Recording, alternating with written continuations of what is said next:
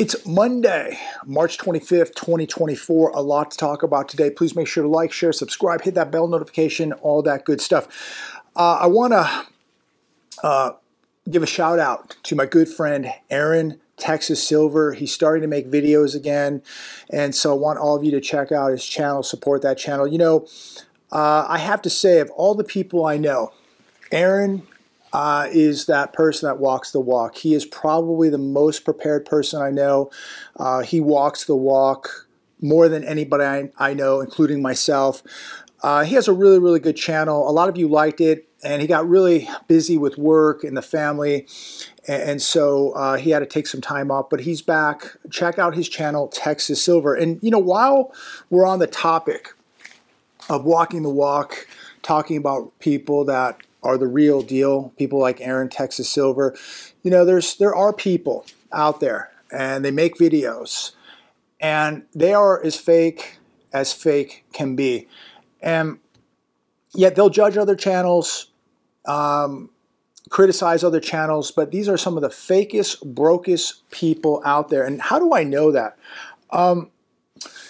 You know, sometimes when you hire people, you may do a background check on them, and there's, you know, different services that you might use to verify. Like, you know, you might use the service Bin Verify, Truth Finder, People Finder, etc. There's a bunch of these different apps you can go to and do a background check on people, and I've had to do them myself. I've had to fill out the information in order, you know, to do certain jobs, and if I've hired people in the past, I've had to check their backgrounds. And, you know, when I, a couple of years ago, when I was running a background on a couple people that were going to be working with me, I said, you know, I'm going to look at some of these YouTubers. I'm going to run them. I'm going to run a background check on some of these YouTubers just for, you know, entertainment purposes. You know, some of these people who are out there giving financial advice, should not be giving financial advice. Some of these people had car repos, tax liens, restraining orders, business licenses were revoked. They had evictions, they had lawsuits. You name it, they had it. And some of these people are out here in social media giving financial advice. You know, if you think somebody's fake, if you really want to find out a little bit about them, do a background check on them. You would probably be shocked what you might find. So I wanted to bring that up because there are people who walk the walk, and there are people who are as fake as a $3 bill. And Aaron is as good as they come, in my opinion. He's been a great friend. He walks the walk. I mean, this guy is prepared as they come. And there are people out there that are quite the opposite. So be very, very careful who you're taking financial advice from. They may have car repos, evictions, tax liens, lawsuits, business licenses revoked, you name it. These people, I mean, it is shocking what you can find about people. But what is more shocking is these same people are out here giving financial advice. So be very careful who you're listening to. Now, shifting gears, a few things I want to talk about. This first article coming from the economiccollapse.com. Pawn shop inventories are exploding as the failing U.S. economy hammers those at the bottom of the economic food chain. If you have a pawn shop in your area, we have a handful of them right here in the desert. And I know somebody who works at one of them. He manages one of these shops. I called him today. I said, what are you seeing? He said, jewelry is number one. That is what people are coming in and selling. We're having people come in at record numbers selling stuff, but the number one item is jewelry. We loan at 80%. We buy at 90%. Other things we loan out at 20%. So he said people right now, he is seeing desperation. They don't even have room to take in all this stuff. They're running out of room to warehouse all the goods that they're taking in. So inventory is piling up.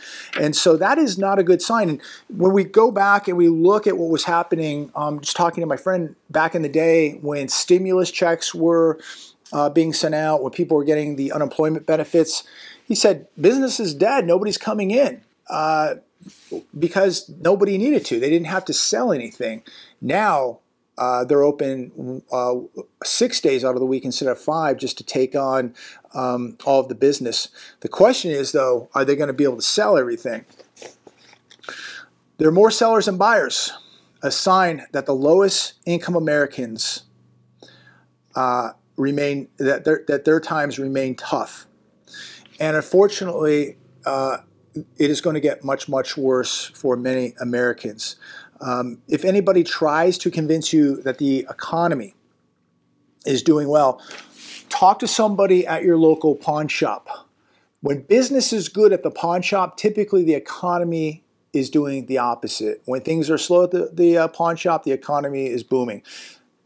Business is booming at the pawn shop, ladies and gentlemen, so it is a very accurate barometer of what is going on. And things are going to get worse. Times remain tough. They're going to get much tougher. In this article, it went on to say that the outlook for the year is absolutely dismal. More Americans will fall into poverty. More Americans will fall into hunger. More Americans will end up homeless. The economic suffering of the past couple years has been very painful, but the truth is it isn't even worth comparing to what is in front of us. That on the economiccollapse.com today. Not good news, not a positive look into the future, that is for sure. Look, I've been making these videos for many years now, 6, 7 years, whatever it is. I could see the writing on the wall many years ago, like many of you. Many of you have been preparing for years, like myself. I'm going to continue to prepare. Ordering some more emergency food this evening just to top off things. Did an hour of boxing today. Going to hit the gym tomorrow or the next day. And then we're going to, if weather permitting, we're going to try to hit the range this weekend, but it does not look good. We have another storm coming in. But look, I'm trying to do whatever I can do, whether it's food, whether it's skill set, whether it's just being in better physical shape. Always trying to do something. And I think that we have got to get in this mindset that things are going to get bad. That's one thing, you know, going back to Aaron and why I respect Texas Silver so much is his mindset. It doesn't matter how many gadgets, how many toys you have, how much gold, how much silver, how much food, you know, it really comes down to the mindset. Are you going to be able to do something? You know, if you have to react to something, are you able, will you be reactive, or are you going to just be frozen? I think a lot of people are going to freeze in their tracks with what's coming. They're not going to know what to do. They're going to resort back to training, whether it's financial or physical or tactical, and that is nothing. They're going to resort back to zero, and they're going to freeze. This is the time, in my opinion, to be extremely proactive, be training, be preparing, be putting the food and water away, adding skill sets, making sure that you know you have the gear that you need, all the way from a pair of boots to a good trauma kit, to the tools that you're going to need to protect yourself, to food and water and all that good stuff. But you know, again, we can have all these things, but if you don't have the mental mindset, if you're not preparing this right now for tough times, you're just going to freeze. You're not going to be able to react. And I think being proactive right now, I'm training my mind to prepare to see some very, very bad things. And what we saw take place in Russia the other day, some of the videos that are circulating, some of these unedited videos, they are disturbing, horrific. But I think people need to see some of this stuff because they need to know what's coming. They need to know what they're preparing for. They need to see the evil with their own eyes to know what they're going to be fighting here very, very soon. The hedge. Russian hypersonic missiles pummel Kiev after Ukraine drone damages Rosneft refinery. These missiles covered 580 kilometers, that's 360 miles, in 3 minutes. That is a speed of 7,200 miles per hour. Anybody that believes that Russia and China don't have sophisticated weaponry, you are sadly mistaken. You are way behind the times. These hypersonic missiles that Russia has, nobody has. This is scary stuff. And things are going to escalate. They're going to escalate over there. And when we look at what I mean, those innocent people. I mean, I was thinking today, and I was talking to Aaron, I said, just think like these people that went to the theater, did they really think that this was going to be the last day of their life? Did they really think that they would be under attack at the theater? Most people did not. They thought it was going to just be a nice, beautiful, relaxing, entertaining evening, and it wasn't. And we've got to get in the mindset that, hey, when we leave through that front door, that, hey, things can happen, and you're on your own, like those people were. So, make sure that you have your EDC, make sure that your skill sets are sharp and you're being proficient and that you're using situational awareness. But watching some of these videos that have been circulating, horrific. Not just the shooting, but what they were doing to people that were still alive. Absolutely horrific. It is demonic.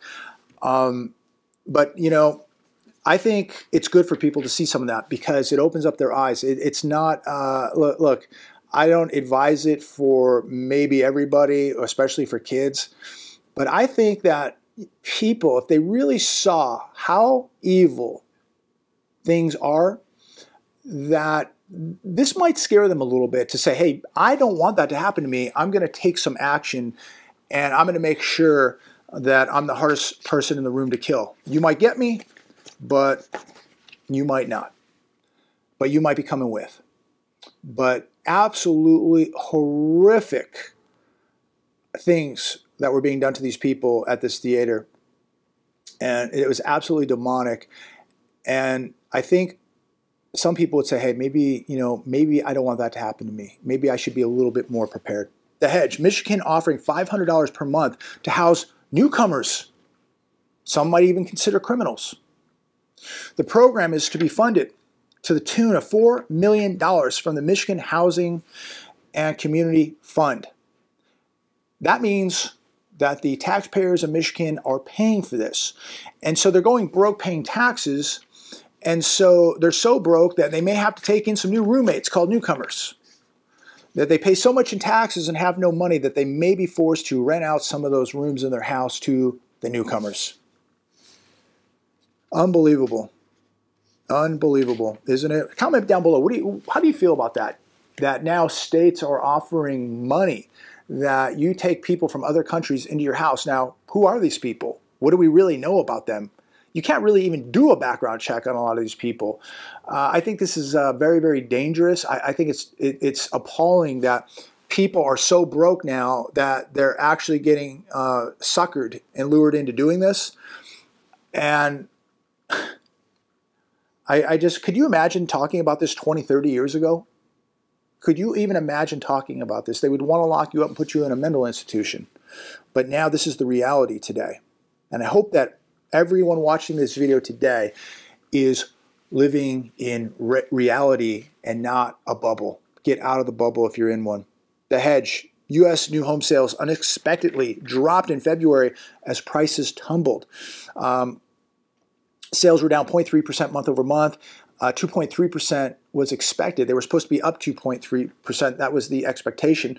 Home builders continue to buy down rates, and they're throwing in incentives, which is cutting into profits, but they're doing whatever they have to do to sell houses, unlike existing home sellers. The median new home price fell 7.6% year over year. And don't forget, they're doing buy downs and they're throwing in incentives that that are not even included in the price. So that 7.6% is probably double digits easily.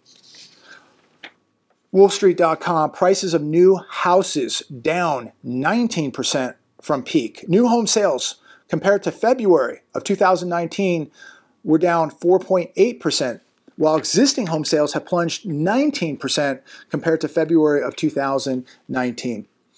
We are watching a housing collapse, a real estate collapse, a mortgage collapse. Could you imagine being in that business now where now buyer's agents are like, we don't even know like exactly how it's going to work out for buyer agents. How are they going to get paid? How many people are getting out of the business now?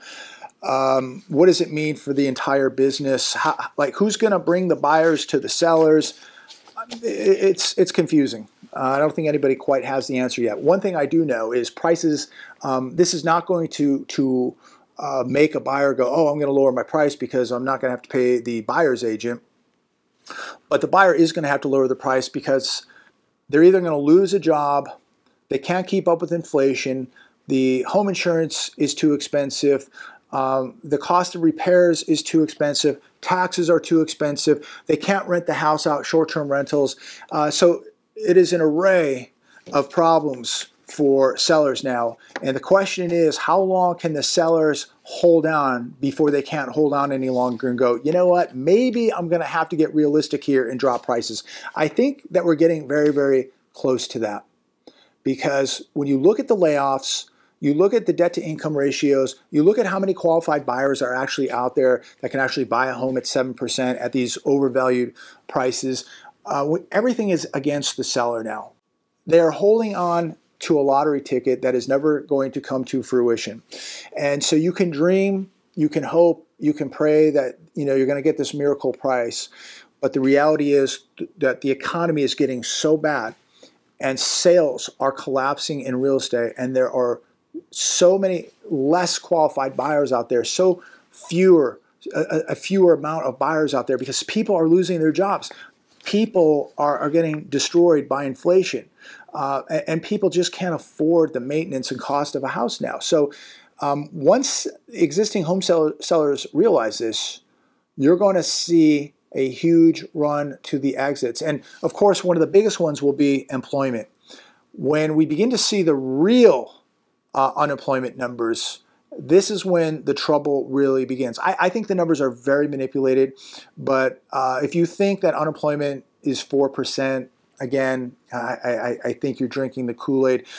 Yes, a lot of people are working 2, 3, 4 jobs, and they're manipulating the numbers. And again, they don't count people who've rolled off. They don't count independent contractors. They don't count people who've quit looking for a job. But when we get the real numbers, that's going to be a big problem for the housing market. So I'm just going to hold out and wait on the sidelines and be patient. People can do whatever they want to do. You can buy a house tomorrow, you can buy a house today. But I think the smart money is going to wait a while and sit it out, if you can. So comment down below. Let me know your thoughts on this. Keep it real out there. I want everybody walking the walk. Don't be a wannabe. Don't be a fake. Get in this game. Get some skin in the game right now and walk the walk. And I think one day you're going to look back and be very, very glad that you did, that you put some skin in the game, that you walked the walk, that you got in better shape, mentally, physically, spiritually, and financially. You became a better person, a stronger person, and most of all, walking closer to God. We're going to see, I was watching some of these videos today. Man, there is a lot of real evil people out there. What they do to animals, kids, other human beings, there is so much evil out there. I cannot believe, I could never, ever in my entire life ever commit some of the violent atrocities that some of these people commit, and they're entertained by it. And I guess, I just don't have an evil heart. I have empathy for animals, kids, people, society, and I hope and pray that not just this country but the world turns around, because there is just so much evil out there, and so many people and animals suffer because of it. And I really pray that there's a miracle at some point, things turn around. I don't know if that's going to happen, but one thing I will say is I'm going to prepare to deal with evil. I'm going to prepare for evil, because if it doesn't go away, we may have to deal with it at some point. God bless every one of you. Pray for America. Stay safe. As always, I look forward to speaking to each and every one of you. God bless America. Thank God we have life today, and hopefully we're going to see change. Talk to all of you soon.